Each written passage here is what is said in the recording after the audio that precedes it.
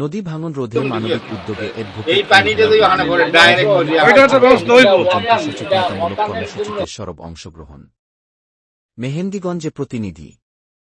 বরিশাল ৪ মেহেন্দিগঞ্জ হিজলা আসনের নদীভাঙন কবলিত এলাকাগুলোর মানুষের দীর্ঘদিনের বঞ্চনা আর অবহেলার চিত্র বদলে দিতে এবার মাঠে সরব হয়েছেন মানবিক নেতা অ্যাডভোকেট এম হেলাল উদ্দিন।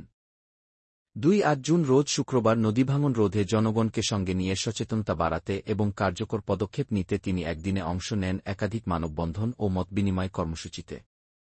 তার এই উদ্যোগ ইতিমধ্যেই স্থানীয়দের মনে নতুন করে আশা জাগিয়েছে। আন্ধারমানিক ইউনিয়নের ২ নম্বর ওয়ার্ডে নদীভাঙন রোধে মানববন্ধন।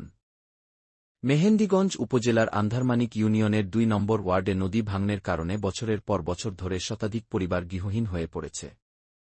এই প্রত্যেকটি এলাকাবাসীর সঙ্গে একাত্মতা প্রকাশ করে সেখানে আয়োজিত মানববন্ধনে অংশ নেন হেলাল উদ্দিন। এই অঞ্চলের মানুষের হারিয়েছে আত্মবিশ্বাস। অত্যন্ত দুর্বিষহ অবস্থায় আছি। রাজনৈতিক দল নির্বিশেষে নদী শাসনের দাবিতে আমাদের এই নদীগর্ভে বিলীন হওয়ার কারণে চিরাখোলা মহিলা মাদ্রাসা আমাদের ফসলি জমি, রাস্তাঘাট।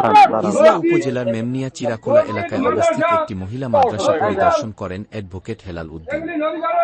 সেখানে তিনি শিক্ষার্থীদের খোঁজখবর নেন এবং দুপুরের তবারকে অংশগ্রহণ করেন। স্থানীয়রা জানান, এটি ছিল কোনো রাজনৈতিক কর্মসূচি নয়, বরং একজন সমাজকর্মীর আন্তরিক আগ্রহ থেকে আসা একটি মানবিক সফর। শিক্ষকদের সঙ্গে আলাপচারিতায় তিনি বলেন, নারী শিক্ষা এগিয়ে না গেলে সমাজ এগোবে না। আমি এই মাদ্রাসার উন্নয়নে পাশে থাকার আশ্বাস দিচ্ছি। হরিনাথপুর ইউনিয়নের চর আবুপুরে নদী ভাঙন রোধে মত বিনিময় ও মানববন্ধন। পরবর্তী গন্তব্য ছিল হরিনাথপুর ইউনিয়নের চর আবুপুর এলাকা, যেখানে নদী ভাঙনের ভয়াবহতা এখন চলমান। অ্যাডভোকেট হেলাল উদ্দিন এখানে একমত বিনিময় সভা ও মানববন্ধনে অংশ নেন। স্থানীয়দের আহ্বানে সাড়া দিয়ে তিনি বলেন, সরকার যদি ব্যর্থ হয় তাহলে আমরা জনগণ একসঙ্গে ঘুরে দাঁড়াব। টেকসই নদী শাসনের জন্য আমি জাতীয় পর্যায়ে দরকার হলে আন্দোলন করব।